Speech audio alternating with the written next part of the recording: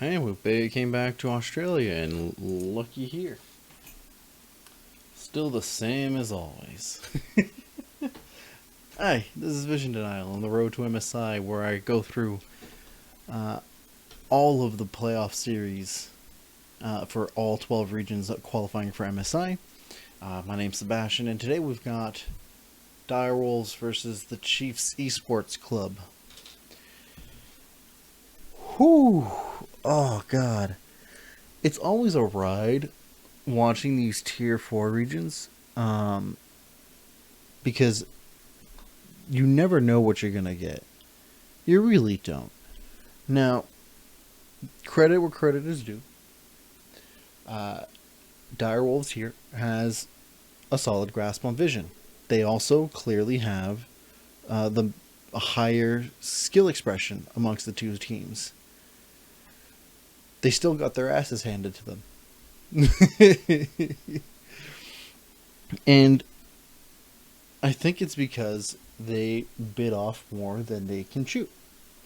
Oftentimes, you'll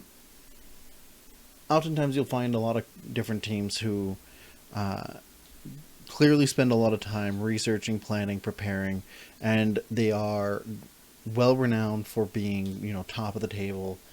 Their high skill expressions, and are able to, pull off some pretty good feats, and so they start theory crafting and building up compositions that are usually more complicated. And to that I say, don't. If you're that good, use simple compositions and dominate more. And time again, you ended up with Direwolves picking very complicated compositions and nearly winning or nearly or barely, barely winning or nearly, or nearly winning but still losing. And credit where it's also due, Chiefs Esports Club recognizes when they can take the 100% play. And cool. Good on them. I don't think either of these teams have a great solid understanding of their win conditions, but they definitely understand when they have a high percentage play versus a low percentage play. Fine. I think Chiefs relies, again, as many of the lower seeded lower region teams, relies too much on punishing versus being the ones that initiate and keep up the tempo. Although late game is very different for the Chiefs. I think early game and mid game they primarily play for punishing, and then they just keep going and going and succeeding. While Direwolves is the mirror opposite. They will be super aggro early to mid, and then rely on punishing because they have a gold lead and they can just wait. They don't force anything to be punished, they just wait for a punishing moment.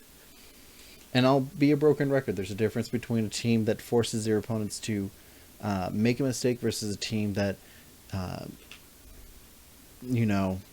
waits for a mistake to happen and then punishes it.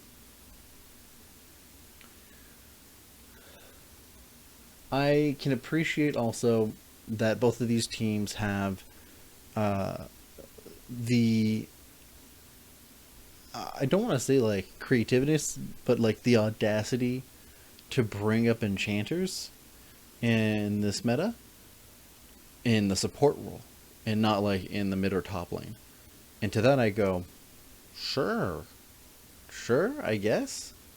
It's the first time I've seen a Soraka in a competitive scene since the Yard and Sensor meta, 2016? 2016? 2016? Shit. It's been so long. Oh well. No, I don't think these two teams are particularly. I don't think they're bad, but I don't think they're particularly good at drafting. They didn't do the same problem of repeating, other than the Direwolves opting in for red side over and over and over and over again, which I think is bizarre. At some point, you'd realize that red side doesn't work for you, when you lose it twice in a row.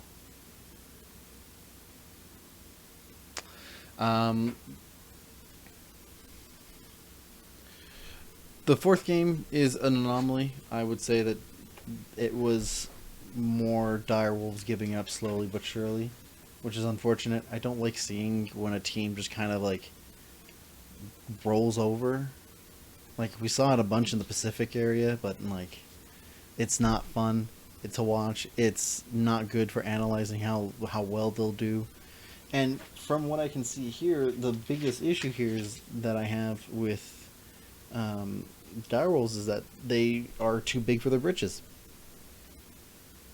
They approach the game in a very cocky attitude, and I like coach interviews.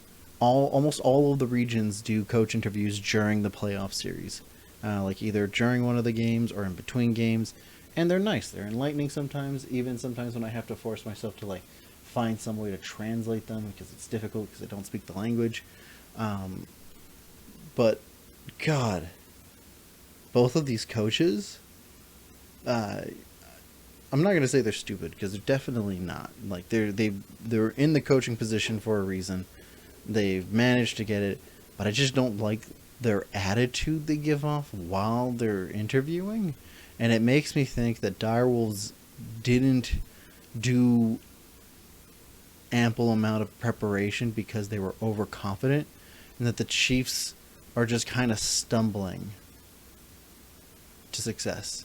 And this is one of those things where like, how do you know what the coaching staff if you don't have insider information? And yeah, I mean, I don't. Unfortunately, the situations that their interviews give off a very big red flag to me. Out of the 2 interviews I've heard from both of these coaches, 3 I think almost, and and it kind of reflects on the way they play. For the Chiefs, if you're going to beat Peace, because that's who they face off next time in the next playoff series, they're going to be facing off Peace to see who goes up against. And is this a rematch? It might be a rematch. Let's go to the LCO. Nope, not a rematch.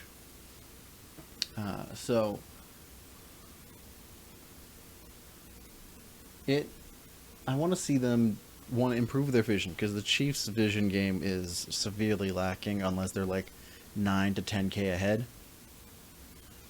Not great. And I want to see them be more proactive early, like much more than just, oh, we did it again, cool, and then we punished them because they didn't approach things properly. Yeah. It's not really being proactive. Like, I want you to guys do more level 1s. I think that's the thing that I'm missing the most from these smaller regions, is that there's not enough, like, early plays. No level 1s, no level 2s, no level 3 plays being made on a frequent basis. And when they're made, they're kind of like giving up halfway through. And I want to see that more often, because it shows like preparation for each game. It doesn't show like, oh, hi, we're going to prepare like ideas for drafts, and then we're just gonna wing it off of like just regular play from day to day. No, a lot of these higher region teams literally make play-by-play preparations for each draft, for each game, like what they prepare. They have discussions, and none of you do that. Like, what are you afraid of divulging things to the 2 other teams who've shown better proficiency at this game than you 2 bozos? No, show something. Do something. Like, practice it. The best time to practice is during those best of 5s. Yep. I also don't. I like the fact that the Chiefs have picked very simple compositions for the most part, except for the time they picked Soraka. Stop. Don't do that again. But they have a lot of awkward engages sometimes. I think the only time they didn't have an awkward engage, no, they had solid engage for games 1 and 4, but they have no. Sometimes there's like a little bit of something that's missing. I think it's because of a weakness in the mid laner. Kisei seems to be And the casters mentioned this. I mean, bless the hearts of the casters who I don't, I most of the time disagree with them, but they have good insight on the players themselves. And listen, always listen to casters. Don't watch the games in mute. It's not useful. Even if you don't understand the language, you can still pick up words because they use English words and they'll pick up players. And usually the intonation's a good giveaway. You can do a lot of assumption from that. But especially if in English, because half of the regions are in English, you can glean a lot from the ways that casters talk about players. And from what I understand, Kisei is the weak link, or not the weak link, but the player who has like the most question marks. And from his play, and from the types of champions he was picking, I feel like he needs to broaden his horizons in terms of like the things that he goes for. He went for Ari twice, Yone, and then Victor. He went for 3 kind of assassiny, not quite bruisery champions for 3 games, and then 1 very late game scaling character. And it shows that he doesn't play a lot of control mages because he had all of the opportunities to play a lot of control mages and just didn't. I don't know. That seems really weird to me. I don't think the Chiefs will beat Peace based off of the playoff series I saw from Peace and Pentanet GG. The Chiefs don't quite have what it is, but if anything, if Kisei improves his gameplay in the mid lane, they improve their vision play, and they're more proactive, they might have a chance. Who knows? Impress me. Yeah. You guys let me know what you think in the comments down below. Next up, we're going back to China for Suning. Yeah, my boys in Suning versus Top Esports. Like and subscribe to enjoy the video, and I'll see you in the next one. Ciao.